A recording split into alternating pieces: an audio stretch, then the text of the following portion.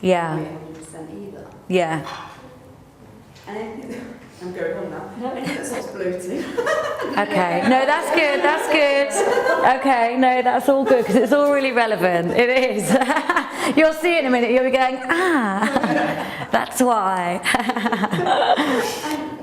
And general kind of digestive noises. Okay. I don't know if anyone does that. That's food combining. So that's it's that's a good one to bring up. Probably more than likely. Do you eat tomatoes with something else? No, just on their own. Oh, do you? Okay. No, I don't know. That just might just be me. But if there are foods that you should or shouldn't put together, that could create either more bloating or more noises. Yes. That's a really polite way of putting it. Okay. All right. Yeah. We'll hit on all of that, and yes. I hope this bit's not been video. No. There. When you're not really hungry. And also How do you make yourself feel full so that you Yeah. Okay. Well, we'll definitely cover that. But it's also when it's there and you haven't even had to make it. It's even worse, isn't it? Because it's tempting. But yeah, we'll definitely give you things that can fill you up and stop you, perhaps, enable you to resist foods like that. So I haven't even got a sweet tooth, and I would never buy chocolate, I never eat chocolate. But if there's like some leftover chocolate mousse, Yes, you're there. I don't like it really.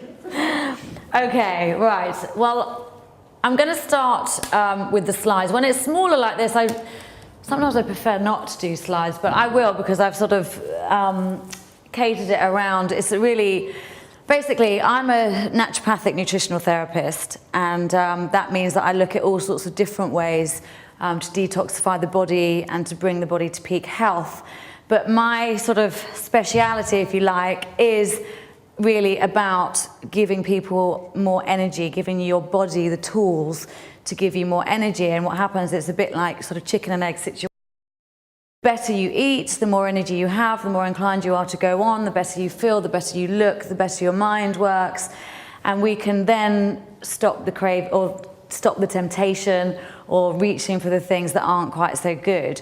And a lot of the things that I talk about are not really in keeping with the average things that we've been taught about the carbs, about the protein, things like that. So if there's anything that comes up which you find really abnormal and just think that doesn't make sense, please just talk about it, because it's much better to actually say, can you just explain that or whatever, because it's not, I just look at food in quite a different way. So hopefully you will understand as we go along.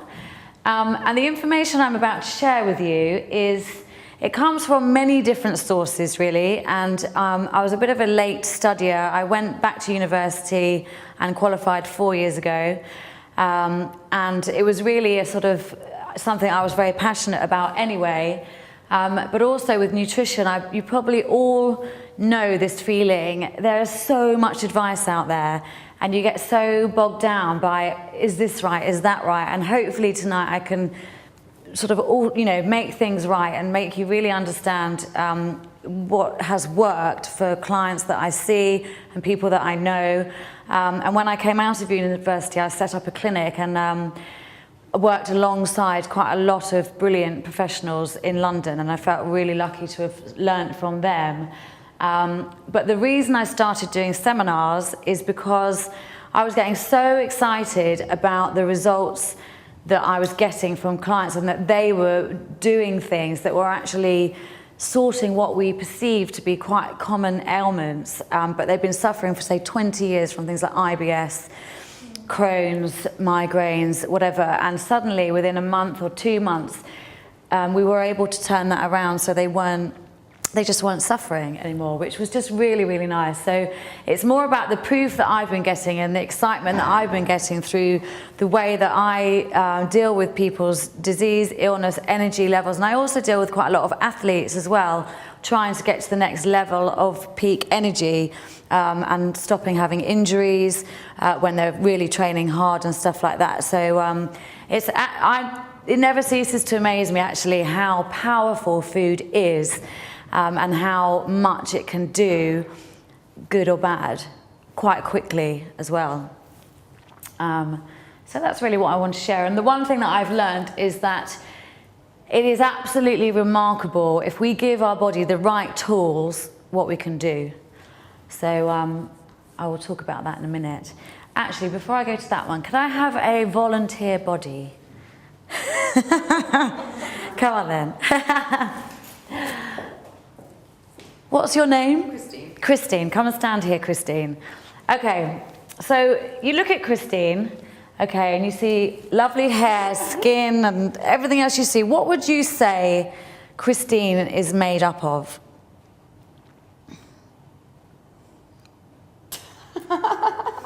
I won't be offended. Come on, either what you see or what you know, what do you think she's made? What's her body made up of? Anybody? Blood. Yeah, blood, water, brilliant. Did you say something there? Water. Okay, water, yeah. Anything else? Bones. Yeah, bones. Fantastic. She's standing. She's got bones. I mean, most people at this point would shout out at me, yeah, skin, the heart, the organs, all the lungs, kidneys, etc. But what I'm trying to get you to think about is go right back to the core. And our bodies are made up of 100 trillion cells. And when you break it down that tiny, it just seems unimaginable. But the point is that every single cell in our body needs nourishing, not just 10 or 100 or whatever, every single cell, because if we don't nourish every single cell with the nutrients that it needs, the good oils, the good fats, all the vitamins and minerals that we need, then these cells can't function, they can't do everything they're supposed to do. Now each cell has a completely different function, growth, repair, renewal. And when we don't look after ourselves in that way, then that's when, I always say, dis-ease within the body starts to manifest, because disease is just disease. It means the body's out of balance. So it can start very, very tiny, and disease takes years to manifest, truly manifest into serious disease. But so tonight, it would be really good if you could just have that in your mind, that we're going to concentrate on every single cell. Thank you.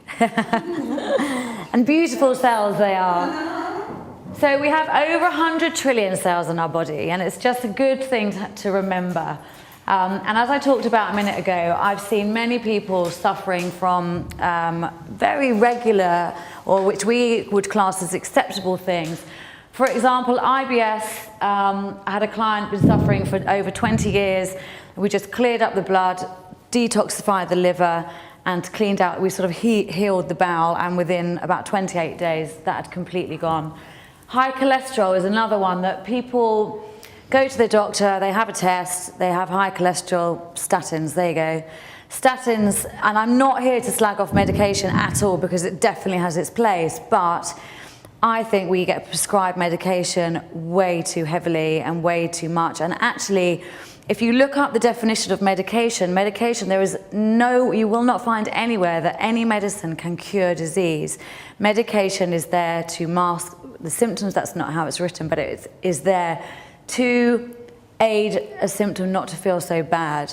So sometimes when we're given medication, we don't need it, and it can actually cause other symptoms, the side effects.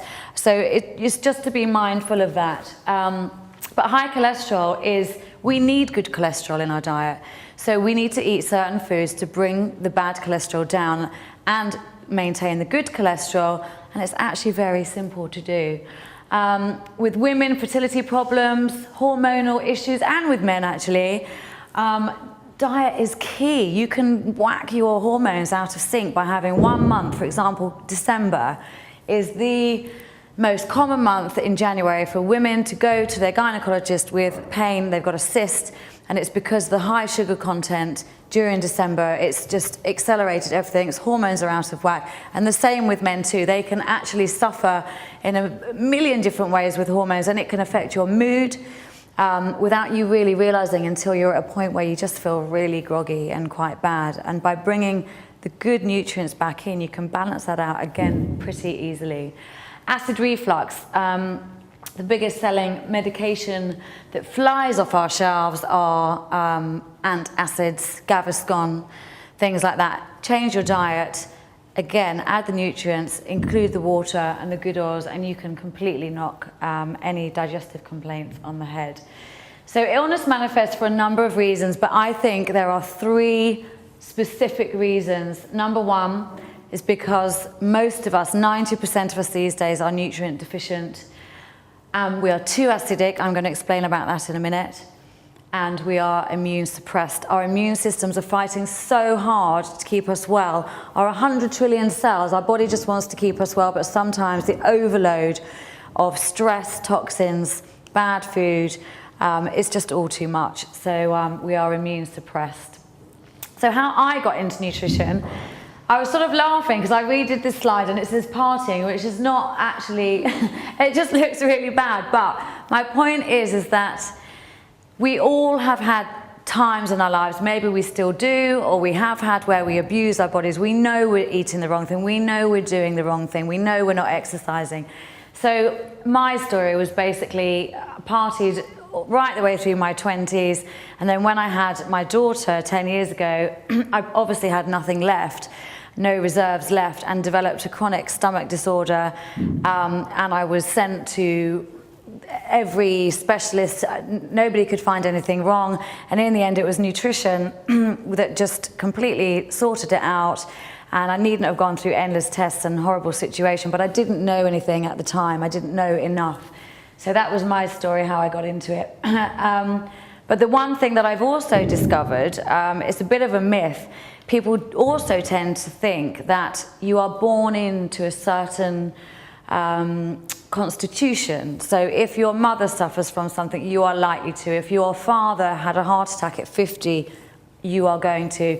This is absolutely not true. You can change every single cell in your body in quite a short period. I think it is, I need to get this right, the heart can be replaced over a 3-year period, every single cell. So the heart you have now wasn't the same heart that you had 3 years ago.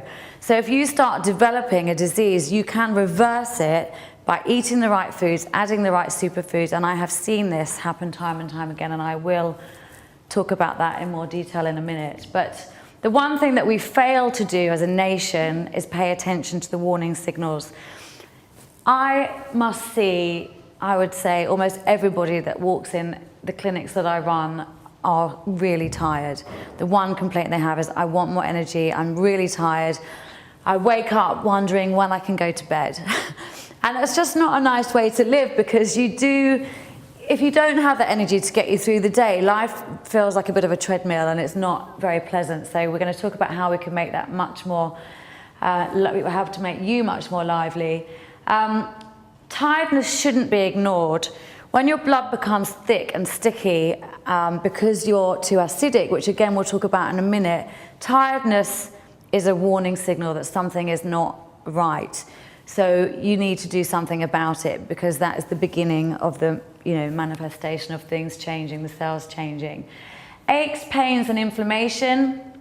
A lot of people say, oh, it's my age or whatever, it's just an ache.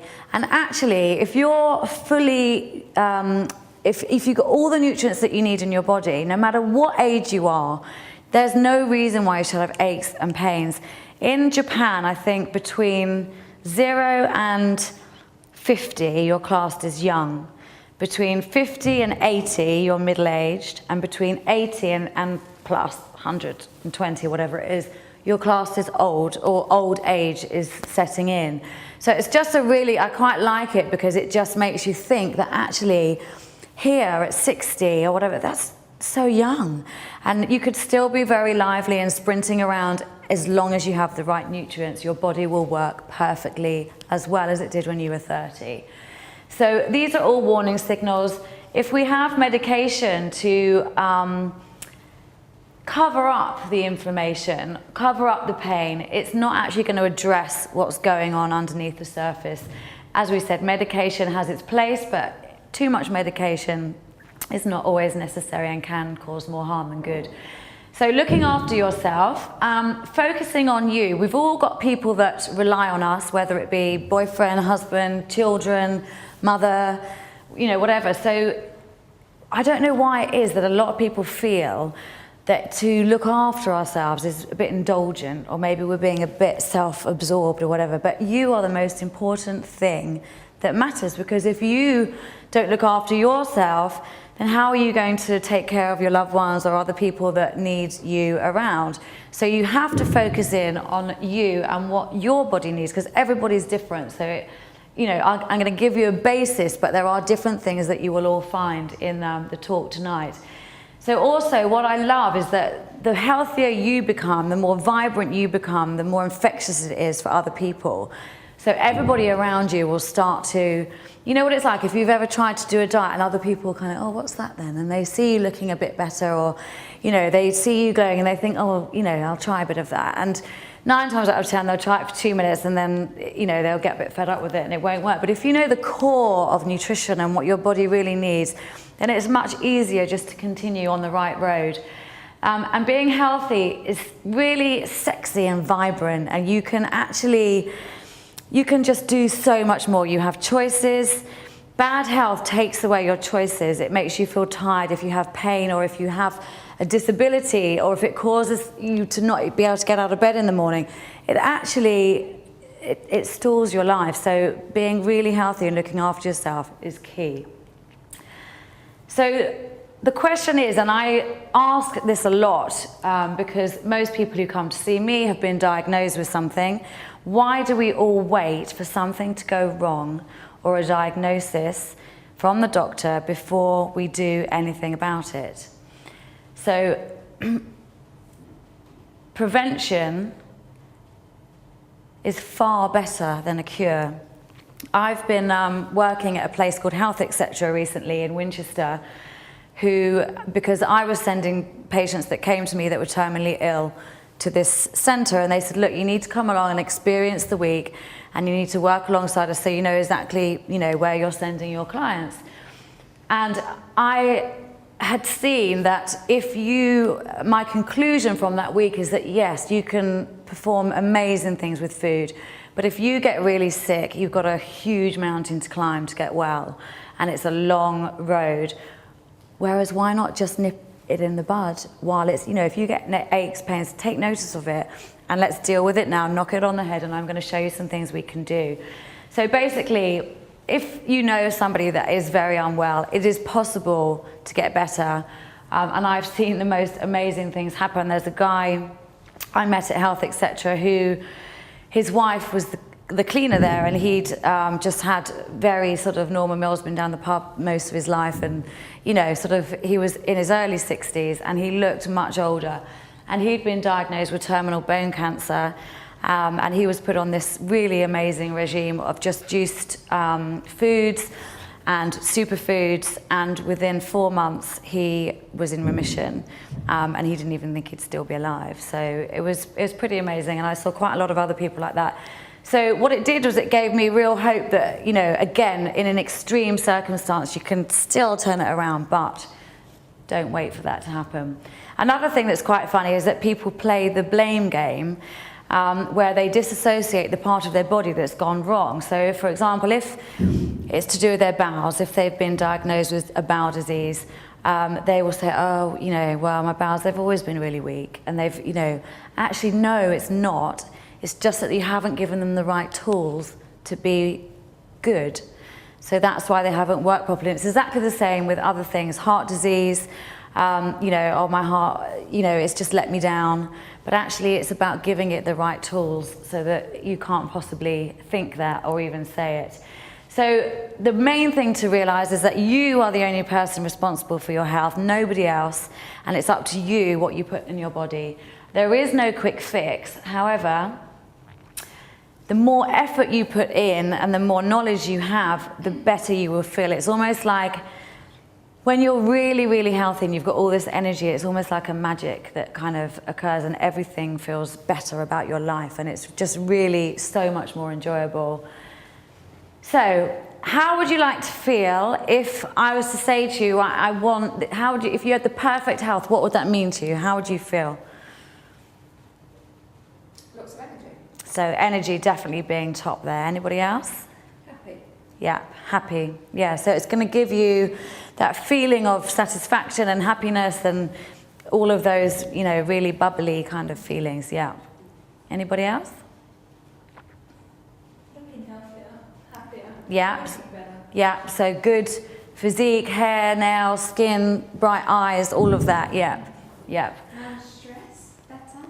Yeah, absolutely. So you're calmer about everything, really. Yeah. Less anxious. You can actually allow things to happen without getting...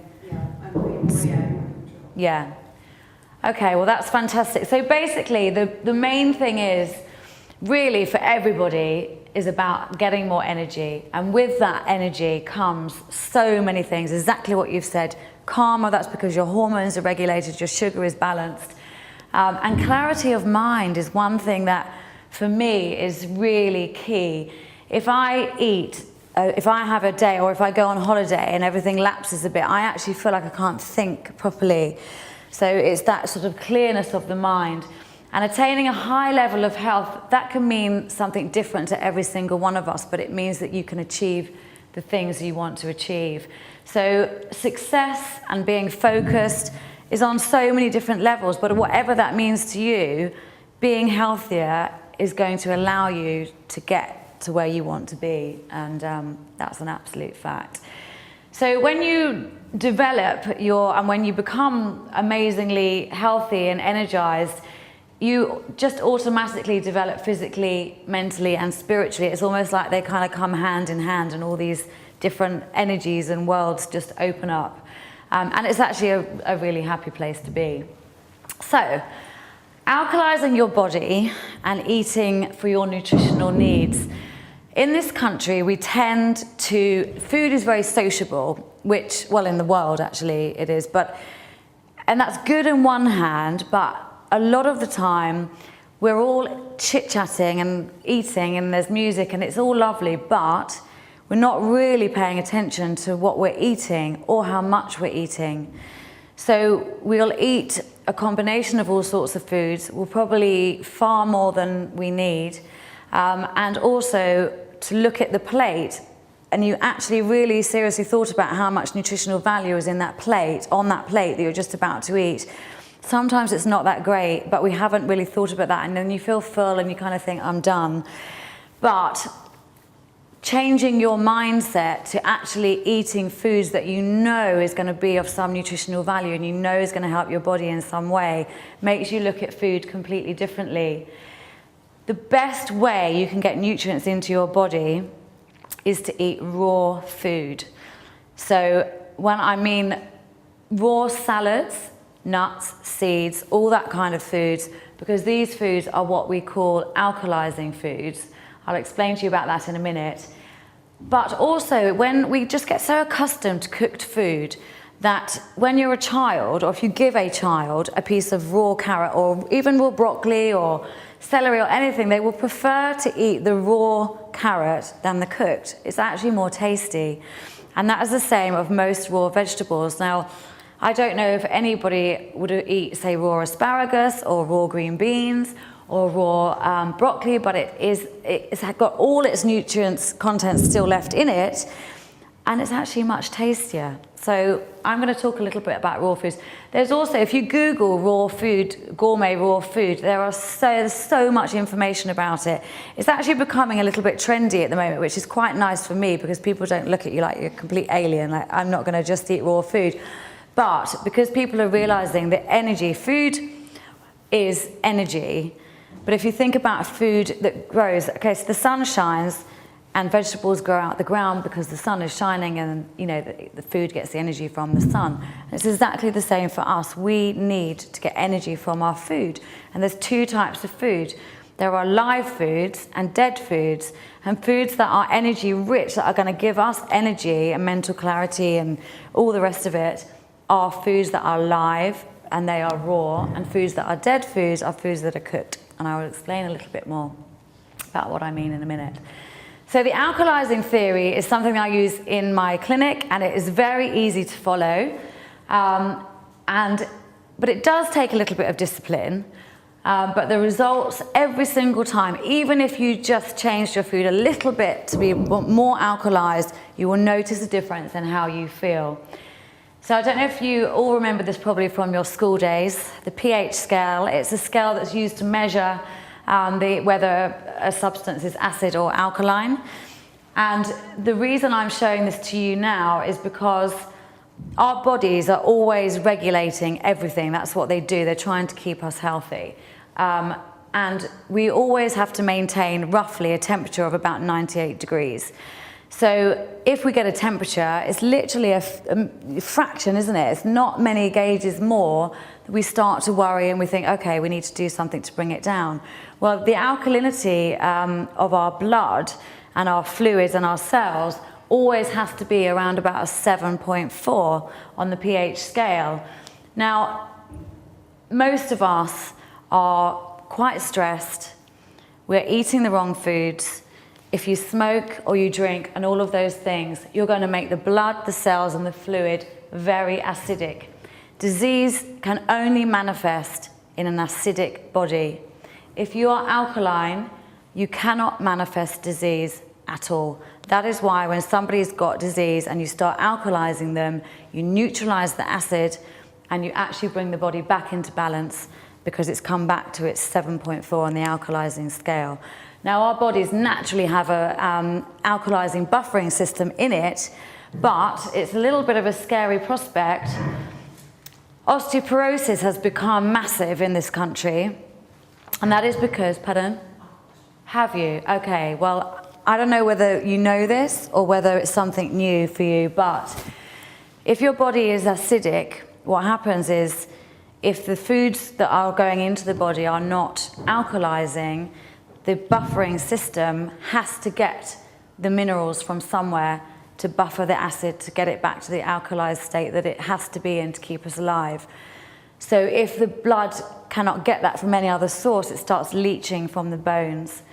And once you start leaching the alkaline minerals from the bones, then you get weaker bones because obviously you're taking... Have you ever heard that sort of conclusion? Okay. And what happens is most doctors will then put you on calcium pills. Are you on? Yeah, I have to take one pill a week. A week, yeah. And we can talk about... Calcium pills every day I'm meant to take. Okay. One, is it like some acid? Yeah, once a week. Yeah, once a week. Yeah. What happens is, and this isn't in any way to sort of alarm you, but this is my theory and this is how I've seen other people improve. When you take a calcium pill like that, your body actually can't utilize it. It doesn't really know what to do with it because it's synthetic, it's not natural to the body doesn't recognize it. So a lot of the time, you may go back for a scan or, you know, people in this situation, my father-in-law has osteoporosis and we have managed to reverse it quite drastically by removing him from the medication and actually just completely saturating his body in alkalizing minerals and putting the goodness back into the bones naturally. You know, it's quite a new theory, but it makes so much sense, really, if you think about it. And the reason that more and more people are developing osteoporosis is because we're becoming more and more acidic. So what are acidic foods? Probably a list of the foods that you love. Don't shoot me now. Sugar, if you know anybody with any degenerative disease, cancer, just anything that's life-threatening, get them off sugar. The most dangerous food you can eat, the most dangerous substance you can eat these days is sugar. Sugar causes so much disease. It is responsible for probably 60% of the diseases that are in the UK now because there is just too much in everything. It causes havoc in the blood, havoc in the liver, kidneys. Our bodies just cannot cope with it. And we cannot detox, and it also makes bacteria growth out of control. Candida, you hear people talk about candida all the time, and allergies to food, allergies to wheat. Most of it is just too much sugar. Okay, so trans fats, things like chips, crisps, etc. We all know the dangers of trans fats and how it can harden the arteries. and make us pretty unwell. Yeast, bread, again, just too much for the body to take. I heard somebody say a couple of years ago, which I thought was quite funny, if you ever want the perfect physique, give up bread. If you think about how floppy bread is, that's how your physique's going to be if you eat bread. It's just too harsh for the system, and it's actually, again, because it's so acidic, it leaches all the good minerals. And I don't know if any of you have discovered this, but sometimes you eat a sandwich or you have something and immediately you go, I'm tired. And it's just too much, again, for the body to cope with. Dairy, I don't want to harp on too much about the negatives, but dairy, unfortunately, these days has an awful lot of antibiotics in. It doesn't really serve any purpose for us at all. In fact, sometimes it can cause more acidity. It is, as you see in the acidic list. And really, after about 3 years old, we don't need dairy from a cow. A cow needs dairy from its mother, and our babies need our milk. So dairy doesn't really have a place, and dairy has also been linked to cancer, particularly in women's cancer. So if you want to have dairy, have organic and have sort of very little of it. The whole calcium thing with dairy, you would have more calcium in broccoli and a sprig of parsley than you could have in 3 pints of milk, and your body can utilize it much, much better and build stronger bones. So simple carbs, white potatoes and pasta. We talked about that earlier, how it can just rock the blood sugar levels and cause havoc with the body. Alcohol, say no more. Fine in moderation, but if you're having lots of it, too much of it, you are going to notice how you feel tired. Especially as you get older, you tend to not be able to handle it so more, and that's because of the breakdown of enzymes in the body. Refined foods, so all processed foods, you don't even know what's in them. So, to eat something that you don't even know what it looks like seems a bit insane, really. Fizzy drinks, diet drinks especially, like aspartame and things like that, just completely carcinogenic. Pizzas, chips, biscuits, caffeine, cheese. Caffeine, any type of caffeine will dehydrate you. I think it's 1 cup of coffee, you need about 10 glasses of water to rehydrate the body after a cup of coffee. I know, but you'll understand how you can balance that out in a minute. It's not all depressing. So what are alkalizing foods? Alkalizing foods are all our fresh vegetables, salads, leafy greens, omega nuts, soaked seeds. So the reason I say soaked is because when we soak nuts and seeds, even just for an hour before we eat them, it actually helps to release the omegas, so we don't have to, our bodies can utilize it better. And they actually taste nicer as well, and they're softer. If you have any issues with digestion, soaking nuts is just so much easier on the digestion and so much better for you. Sprouted pulses and grains are very alkalizing. Some fruits, I say some fruits because if a fruit is very high in sugar, like pineapple or banana, if you have any sugar issues, it's better to go for something which is less sugary, something like berries, apples, pears. They're more low glycemic. Superfoods, which again I will talk about in a minute, which are a great part of your diet to really lift your energy from kind of here to here. So that's our alkalizing foods, and there are plenty. I've got some books here if you want to have a look through as well. That I know when you maybe look at this, you're thinking, what on earth can I eat? But we don't have to necessarily. I'll show you how we eat in a minute and what proportion of alkalizing and acid foods we can have. But now you know a little bit about the body being acidic and how we function and how we need alkalizing foods. It is quite disturbing, and I won't harp on about it for too long, but I was just looking through statistics for another project that I'm doing about how disease is on the rise in this country, and it actually was really quite scary because we spend billions and billions of pounds each year on research, and people are still dying of disease. So, it makes you wonder where the money's going. For example, 48,000 people are newly diagnosed with breast cancer here in the UK. 99% are women, 1% are men. Prostate cancer kills 12% of diagnosed males per year. And in 2009, 156,000 deaths were recorded here in the UK from cancer, the number 1 killer being lung cancer, and number 2 is bowel. And in the UK, 1,500 children are diagnosed with cancer each year.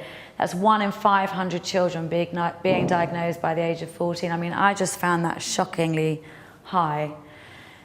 So to break it down further, roughly 1 child in every 2 primary schools or 1 child per high school. I mean, I've got 2 children under the age of 10, and you know, those figures are just way too high. Childhood cancer rates have risen by 40% since the late 1960s. So all this research and everything we're doing, why hasn't it gone down?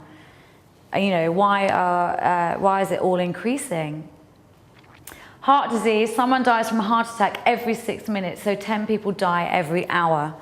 These are things that are preventable, and these are things that thinning the blood naturally with food are completely preventable. I have actually lost 4 friends under the age of 40 to heart attacks, which I consider to be quite fit people, but they had high protein diets, they were living on energizing drinks, and it's just too acidic for the body. So 146,000 people have had a heart attack every year, and out of those, 94,000 people die. Cardiovascular disease kills 200,000 people in the UK every year, and it costs the National Health Service for cardiovascular disease alone £15 billion a year. 43% of adult men are overweight, 32% of adult women are overweight, and 30% of children are overweight in the UK by the age of 10, giving them the same risk of heart disease as a middle-aged person. So it's up to us all really to, you know, be examples and actually get healthier so that we can, you know, sort of bring these other people up and along, and just one person changing makes all the difference. Diabetes has exploded out of all proportion in the UK. Do you know we have, in a ratio to the USA, we have more people diagnosed here with diabetes now than in America.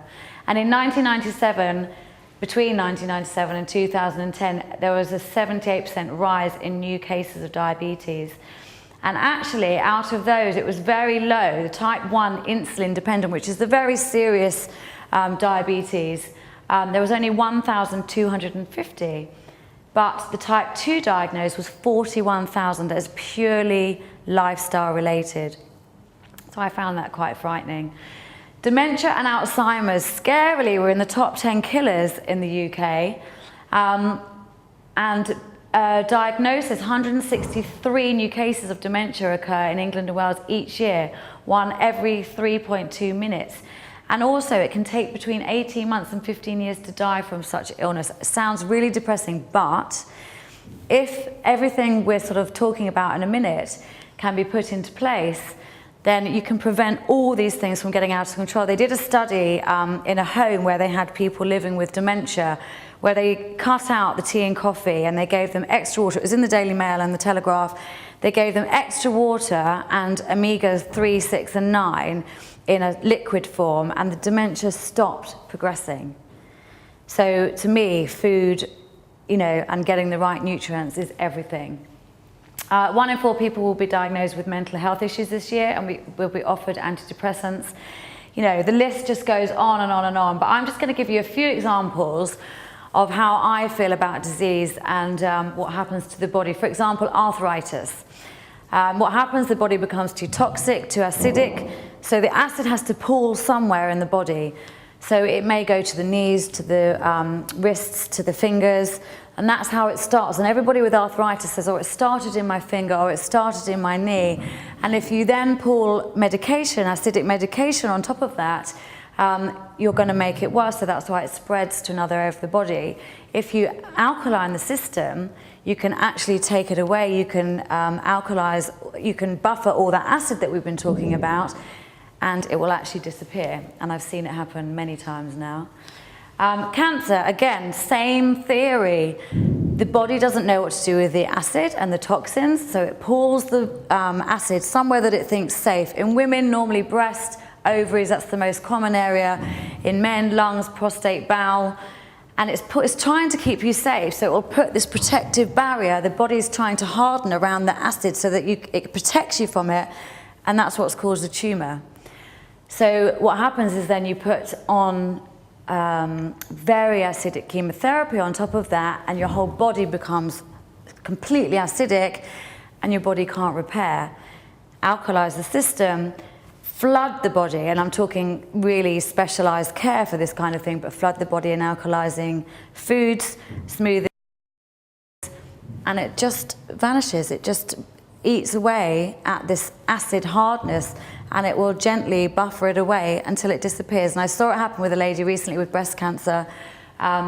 She was diagnosed with breast cancer, and 2 months later, having gone to a special clinic, the lump was gone. Can I ask a question? Yeah. Are you saying basically if we've got an alkaline block, Yes. we can't get cancer? Yes. Yes. There are many other factors that you are, you walk outside, you've got pollution, things you use on your skin could be toxic. But if you were to become really obsessive, and I'm not suggesting at all that you should, but if you were, I've got a little pH strip here. And I know that we've talked about this, but you can buy these online or from a chemist or whatever, and if you wee on the stick, you will gauge where your body is at, whether it is acidic or alkaline. And you've got these color symbols here, and if after you've peed on the stick, it's kind of orangey yellow, that means you're acidic and you need to improve your diet. Eventually, you can get to a point where you pee on the stick and it is green, that means you're very alkaline, your body is imbalanced, and you can gauge where you are in your health, but by that point you will be feeling so much more energized anyway that you will know automatically. But it's also quite interesting. Emotions it's not just about food, emotions have a huge part to play in any illness or energy picture. You can do it if you have a really bad argument with somebody or a very stressful day or something's going on in your life which is extremely stressful. You could have had alkalizing food all day long and you might come up with a very acidic picture at the end of that day. So that just proves that the emotions are just as important as the food. It's completely, 50-50, as well as exercise. Being healthy isn't just about one thing, it's about incorporating a whole load of things. And if you have emotional stuff going on that you need to deal with, or you're in a situation that makes you very miserable, or you just don't laugh enough in your life, find a way to bring it in, because that will alkalize you as much as all these alkalizing foods that we're talking about. So if anybody wants to do that, feel free. And you can just go and do it in the loo, and if it's green, it's great. If it's orange or yellow, then you need to improve your diet. But I think you all know anyway, you know whether you do or you don't. We talked about degenerative disease of the brain. Start now, don't allow it to happen. For any degenerative disease to occur, it means that your brain is completely dehydrated, you're nutrition deficient. You need good oils in your diet every single day in the form of avocados, avocado oil, olive oil. You don't find in the Mediterranean, the statistics are not nearly so high in Alzheimer's disease and dementia. So again, we're going to talk about the things you can do to prevent that. So how do we become more alkaline? Think about the last large meal you had. It might have been a roast dinner or a plate of pasta or, I don't know, rice and chicken or something. But traditionally, us Brits tend to have if you were, for example, having pasta, your plate would be full of pasta and you might have some vegetables as a bit of a token in there. So that means that imagine that's your food plate. Your food plate in the traditional English eating pattern, and I'm really assuming here because I don't know what you eat, is quite acidic. So pasta is an acidic food, and your vegetables are your alkalizing food. So the ratio is completely round the wrong way. If you have a roast dinner, your plate will look chicken, and then you'll have potatoes, 2 acidic foods, and then a quarter of your plate will be vegetables. You need to really, to gain maximum health, you need to completely turn that around. So your plate needs to be 70% full of alkalizing foods, and your 30% can be your acidic foods. So it doesn't mean that everything you love has to be taken away. It just means that that is in a smaller proportion to the rest of your plate. Is all meat basically acidic? All meat is acidic, including fish, but obviously you've got to weigh up so in fish, for example, you'll have the good oils if it's from good clean water, because then you've got the mercury issues and everything else with fish going on. But yes, you've got to consider that as your 30% of your plate. So, you know, just changing that ratio. If you don't do anything else, you just change that ratio, you will notice the difference in how you feel. So the best way to absorb vitamins and minerals from your food, you've all heard of the rainbow spectrum. Every vegetable, fruit on the planet will give you a different vitamin or mineral. So if you eat a carrot on a plate with some spinach, the carrot will give you something from the spinach. If you have purple cabbage, it will give you something from white cabbage, but they all have their place. They all have vitamins and minerals that we need. So it's good to have on your plate a nice rainbow color of vegetables and fruit. So cooking destroys 60% of the vitamins and minerals at least. I think it's more, but I don't want to over egg it. How hot? Does anybody know where the hottest place on Earth is?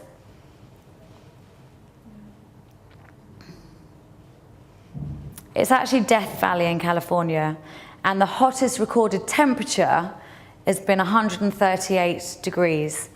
Okay, so what grows in a desert? What vegetables would grow in a desert? Nothing. How hot do you cook your food at in the oven? Yeah, 200. So how can we expect anything to be in our food still? I'm not saying, because I know, people might steam and all the rest of it, but I'm exaggerating what I'm trying to achieve, because basically by saying that every time you cook, you destroy a little bit of the minerals and vitamins in your food, no matter how you cook it. Okay, so raw improves the digestion, replenishes your enzymes. Enzymes are your life force. If somebody dies, it's because their enzyme activity in the body ceases to exist. Enzyme is the chemical reaction that happens with everything that goes on in your body, the growth, repair, everything. So when we're born into a certain amount of enzymes, and through our lifetime we start using those up. It's like having £1 million in the bank and then, not really working very much, and suddenly you've got not much money left. It's exactly the same thing with enzymes. And the only way to replenish the enzymes in your body is to eat raw food. Every time you eat cooked food, you actually you remove enzymes from your body. When you eat raw, you replace. And after the age of about 35, you hear a lot of people saying, oh, I can't digest the things I used to. I don't quite feel how I used to. That's because your enzymes are being depleted. If you get a grey hair, it's because your enzymes are running out. If you have any other degenerative illness, it's because the enzyme activity is breaking down. So you need, really after the age of about 30, I would say, you need to really be conscious about replacing those enzymes. But the best way to do it, and it's quite simple, it doesn't mean to say that you have to become fanatical about raw, but also from a weight point of view as well, it's a really good idea to introduce raw food into your life by just having a starter before every meal that you eat. So have a raw salad, and it doesn't have to be huge or spectacular, but just have something raw before you eat your meal. Because one, it will actually get everything moving, so it will help you to digest, and two, it will actually stop you eating so much of your main meal. So you are putting the good stuff in before you have the cooked food. And if you just try it for a week, again, just try it and see the difference you feel in your energy. Well, you will feel your energy just creeping up, and you will actually want less of the cooked food because it will feel heavy. It will feel a bit too much. And this time of year is perfect time of year to go into it, because spring you feel more like salady foods anyway. But just try the vegetables that perhaps you couldn't even imagine not being cooked, and just try them raw, and they are very, very tasty. So that's just a really good tip. The dark green leafy superfoods, chlorella is in all of your dark green leafy superfoods. Chlorella is so important in your diet. Chlorella is, if you were to make it into a liquid, it's the closest thing you can get to the blood, to looking like blood under a microscope. It actually oxygenates the cells, it energizes us, And every single dark green leafy food that you will find on the planet is a rich source of minerals, which obviously is going to give you more alkalized body, which is what we're after. They contain vitamins K, C, and E and B, phytonutrients, and all the time, as we just talked about, you've got toxins sort of flying at you from every angle, and it will help to diminish those toxins from your body. And they also contain protein and omegas, which a lot of people don't really realize, and people think that you can only get protein from your meat. There's a lot of different sources you can get protein from, and when you're including a lot of the green leafies in your diet, you're getting all the protein you need. How strong is the gorilla? Very, very strong. What do they eat? They don't eat any meat. They don't eat anything like that in the wild, and they are the biggest, strongest creatures in the jungle, and they eat green leaves all day long. So the top 12 tips to staying alkalized and energized. That was a bit of a warning signal there. The more cellulite you have, the more toxic you are, okay? So when you say, I want to get rid of my cellulite, no creams, nothing will banish it. It's got to come from within, and you can get rid of it. So that's just a little warning. So if you know you're toxic, if you've got cellulite, then it's really good to work on removing it, because that means you're removing it from inside out. Second warning thing, the highest rates of cancer are found in meat eaters due to the slow bowel transition. If you work out all the time, 7 days a week, and you're running marathons and all the rest of it, and you eat meat, you might get away with it. But if you're eating meat a lot, and you're not doing that extreme amount of exercise, it sits in the bowel, and that is when the transition is when, if you actually, I'll digress slightly, you should actually pass the bowel movement after every meal, because your body is about flow, it's about always detoxifying. And if you don't, it means you get a build-up of toxins in the bowel, and that's when bowel cancer can manifest. So the first thing you should do to detoxify the body and alkalize is to remove the toxins by juicing. Now, does anybody have a juicer? Yeah? Okay, well, if you don't, it might be worth, after you've listened to this, it might be worth investing in one, because it is one of the best tools you can have in your kitchen for alkalizing your system. It removes toxins, and it's also extremely energizing. Even though you think it's a juice, people don't think of it as a food, but it gives you a massive lift of energy if you're juicing the right food. So something like a whole cucumber, 2 sticks of celery, and a little sprig of greens maybe, and a lemon is so refreshing, and it gives the body so much alkalizing stuff to set you up for the day. So if you started your day with that, you would feel absolutely brilliant. It wakes you up instantly, and you're kind of like, well, hey, let's go.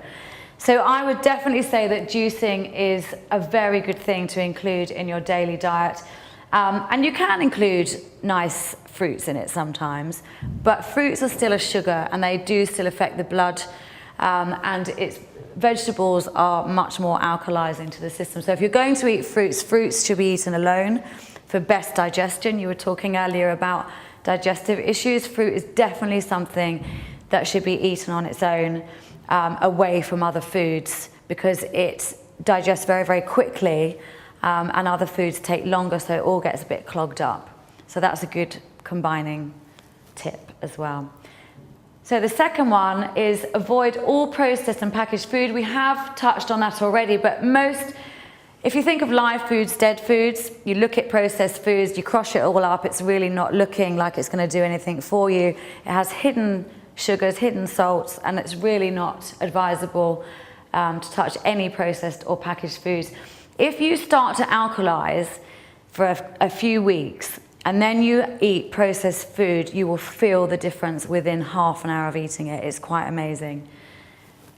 So hydrate and flush. We all know how important water is, but just to really harp on about it, it is essential to everything. It helps with our joints, our bones, helps to keep us awake. If you feel tired mid-afternoon, if you get that slump, go drink a pint of water and see how energized you feel. It's amazing what difference it makes. And also be very careful of the quality of your water as well. Plastic drinking bottles are quite dangerous if they get heated, if they're in the car, if you use them again and again. Lots of people refill them and it changes the temperature. They actually release a chemical called dioxins, and they are very carcinogenic to the body. So the best thing is to buy, you can buy in any supermarket bottled water in glass container, which is much, much better. And much safer way to do it. And then you can obviously refill that if you've got a filter system at home or whatever.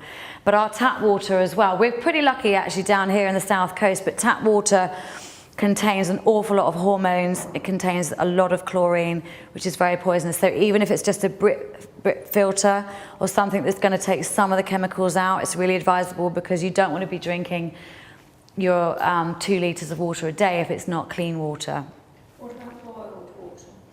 Yeah, boiled water is good, but that's fine in the form of herbal teas and you know, a slice of lemon.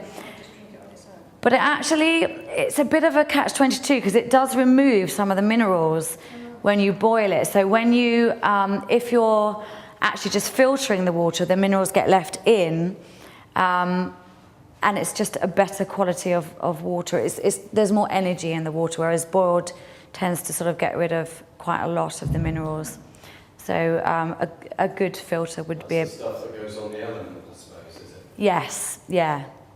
Does tap water still have the minerals in there? It does, but to be honest, it's so polluted with, I mean, if you look into it, actually, It's bodied 7 times. Yeah, it is. Well, we did a test when we were in London, and the acidity, just with a pH strip, the acidity, and you can all do it in your own taps at home, the acidity in London was a 4. I mean, it was so acidic, the tap water.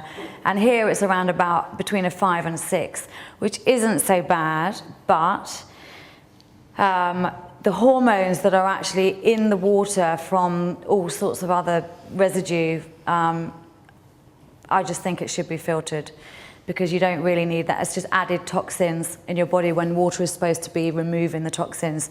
So it's always better to be safe. Good oils, we've touched on this a little bit. People have this real thing about fats, okay? Fats making you overweight. Good fats actually help you to get slimmer. It is incredible how we think as a nation we should avoid fats. The amount of people that I've had in my clinic that say to me, I cannot eat an avocado, I'll put on weight. Absolutely wrong. If you eat an avocado, or you have olive oil, or you can buy Udo's Choice, which is omega-3, 6 and 9, you will actually stabilize your weight, because you need the good fat. Again, going back to the cell, to be a protective membrane and to keep all the goodness in, rather than to not absorb it and to store the fat. You need the good fat to allow you to be your perfect weight. So you should have good fat in your diet every single day. A little handful of nuts, soaked seeds, half an avocado, some oil on your salad dressing. Make sure it's really good quality olive oil. But you think about the people in the Mediterranean. I mean, they've got it all right. They hardly eat anything for breakfast. They have a massive meal and siesta. You know, they have 2 hours for their lunch, and then they have a little something to eat in the evening. And you know, it's just, and they're smothered in olive oil, and their skin's beautiful, and you know, a lot of them look pretty radiant. What about omega-3 tablets? Capsules? Yeah, they would be good, but I always think in capsule form, if you're being a purist, you've got to then dissolve whatever the capsule is. So you may as well have it in its liquid form. Anything in its most natural form is a better way to have it.